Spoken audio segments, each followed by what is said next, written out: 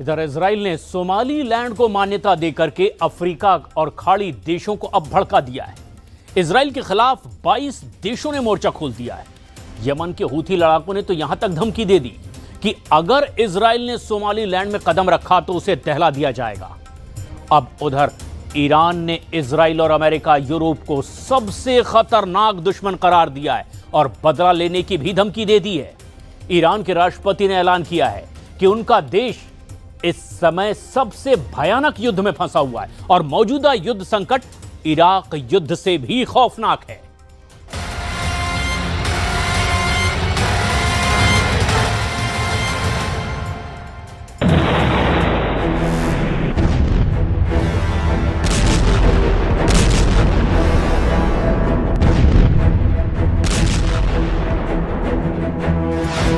Iran ने कहा Israel सबसे कट्टर दुश्मन।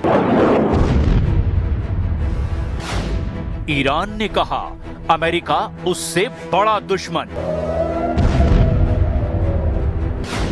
ईरान ने कहा यूरोप सबसे खतरनाक दुश्मन।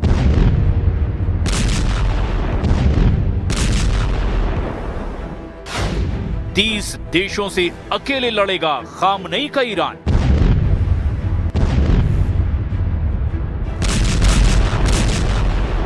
वॉशिंगटन में टेंशन हाई है।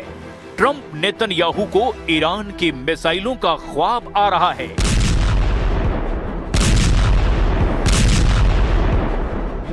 ईरान के ऑपरेशन ट्रू प्रॉमिस का खतरा अब सिर्फ इजराइल पर नहीं, अमेरिका और यूरोप के देशों को भी ईरान ने दहलाने का ऐलान कर दिया है। ईरान ने दुश्मनों से भयानक बदला लेने की धमकी दे डाली है, क्योंकि ईरान ये मानता है कि यूरोप, अमेरिका और इजराइल उसके खिलाफ फुल एंड फाइनल युद्ध लड़ रहे हैं। ईरान ने दुश्मनों से जंग में अब की किसी भी मुरव्वत की गुंजाइश न करने की कसम खा ली है। ईरान के राष्ट्रपति मसूद पजेश्कियन ने कहा है कि ईरान को युद्ध में झोंकने की कीमत सभी दुश्मनों को चुकानी होगी। पजेश्कियन की ये धमकी ट्रंप नेतन्याहू की मुलाकात से ठीक पहले आई है।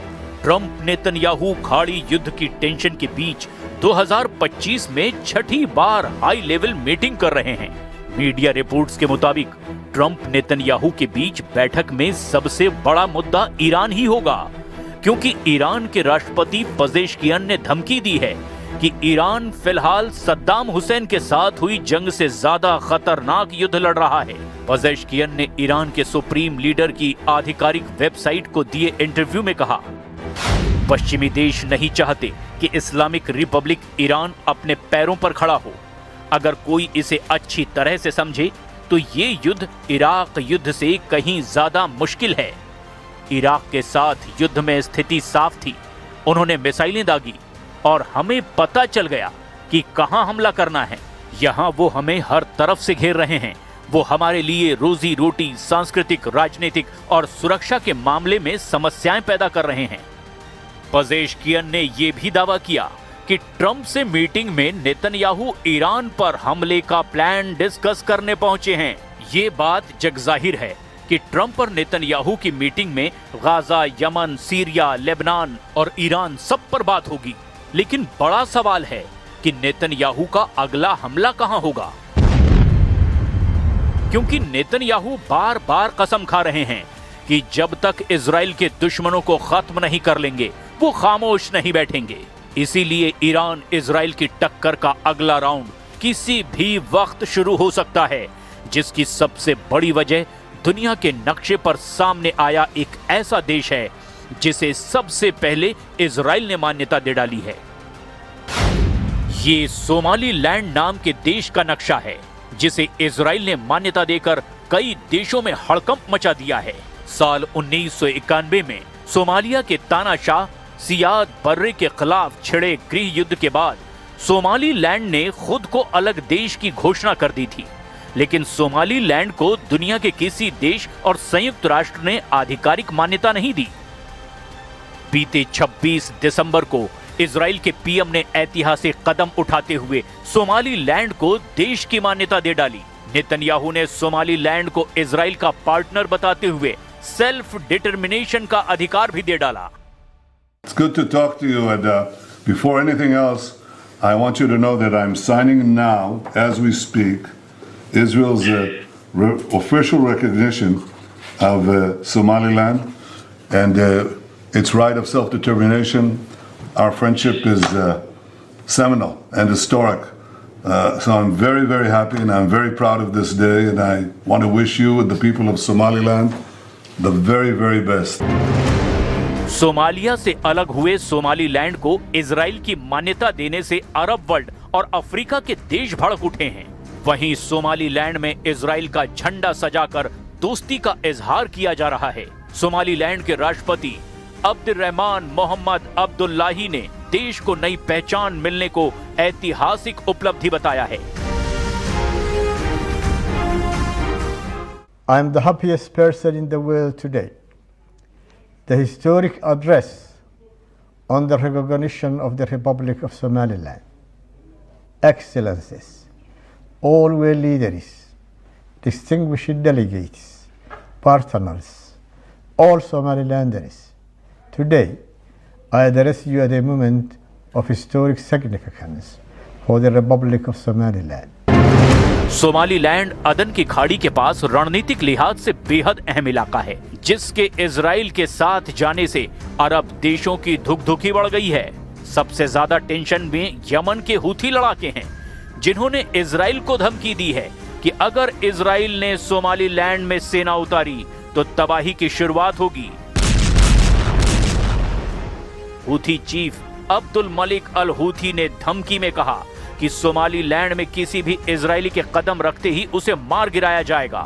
मतलब ये है कि युद्ध का नया अखाड़ा अब सोमालीलैंड बन चुका है, जहां इजराइल के सभी दुश्मन घेरने का प्लान बना रहे हैं। अब तक आधिकारिक तौर पर 21 देशों ने इजराइल के सोमालीलैंड को देश मानने के कदम का विरोध किया है। इसके साथ ही ऑर्गेनाइजेशन ऑफ इस्लामिक कोऑपरेशन और अफ्रीकी यूनियन ने भी नेतन्याहू से नाराजगी जाहिर की है। अमेरिका का रुख भी सोमालीलैंड पर इजराइल से मेल नहीं खाता। हालांकि ट्रंप से मीटिंग में नेतन्याहू, जिन्हें ट्रंप बीवी बुलाते हैं, वो खेल पलट सकते हैं। अगर सुपर पावर ने सोमालीलैंड पर इजराइल का साथ दिया तो युद्ध भड़कने से कोई नहीं रोक पाएगा, क्योंकि ईरान इसी इंतजार में है कि ट्रंप एक गलत कदम उठाए जिससे उसे हमले का मौका मिल जाए।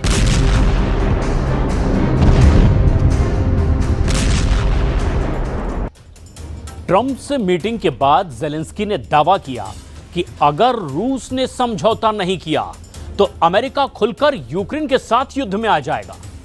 ज़ेलेंस्की ने पुतिन के खिलाफ प्लान बी एक्टिव कर दिया है। यूरोपीय देशों के भड़काने के बाद अब ज़ेलेंस्की फिर से युद्ध लड़ने का ऐलान कर रहे हैं, लेकिन पुतिन ने यूक्रेन और यूरोप को सरेंडर करवाने का मिशन अब बेलारूस के लुकाशेंको को सौंप दिया है। पुतिन ने लुकाशेंको को ओरेशनिक मिसाइलें भी अब सीधे भेज दी है।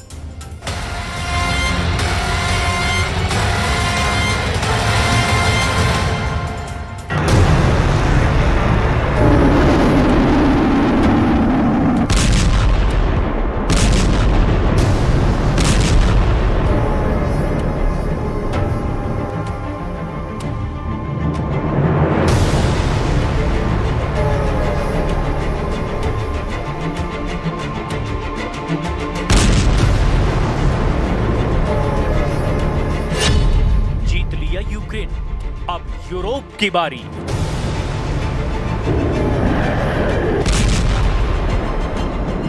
रूस ने अपने इरादों से साफ कर दिया है कि इस धरती पर अब एक भी ऐसा देश नहीं बचा है जो यूक्रेन को हार से बचा ले।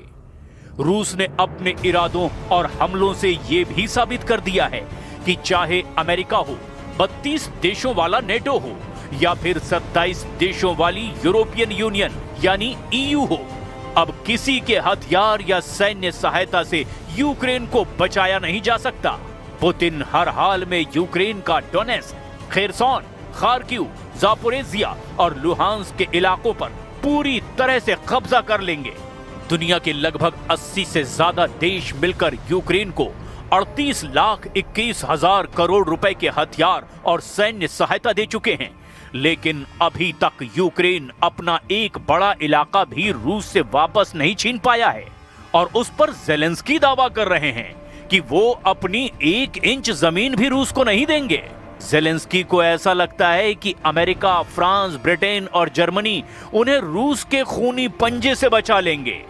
लेकिन कुल मिलाकर पुतिन की परमाणु तैयारी और खौफनाक हमलों ने एक बार फिर से यूक्रेन के वजूद पर सीधा खतरा पैदा कर दिया है।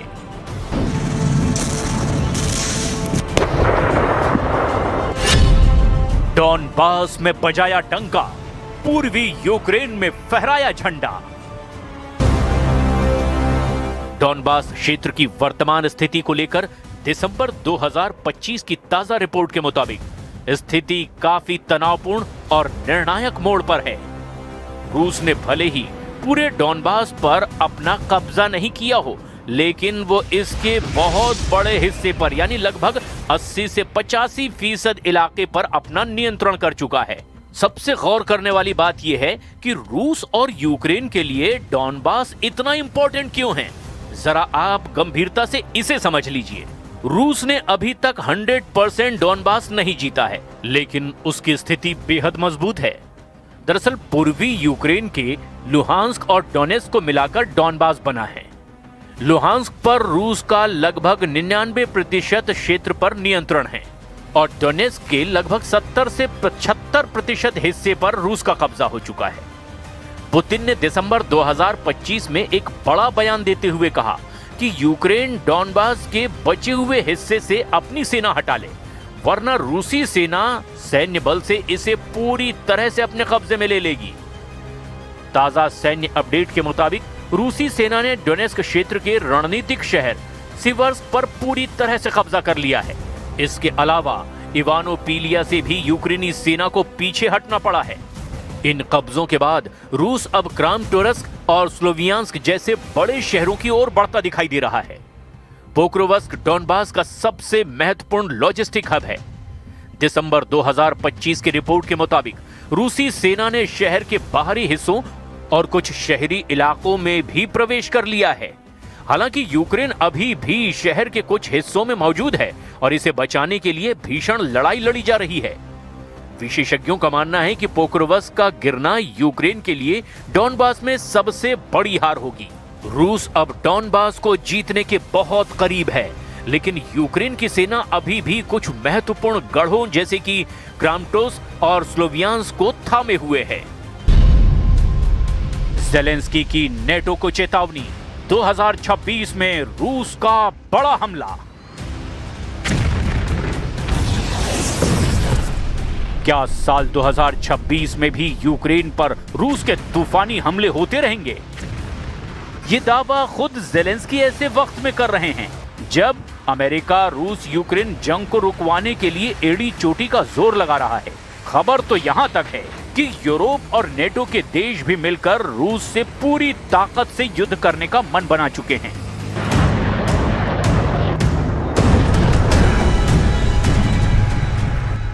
रूस भी अच्छी तरह से जान चुका है कि यूरोपीय और नेटो देश किसी भी कीमत पर युद्ध विराम नहीं होने देंगे और यही वजह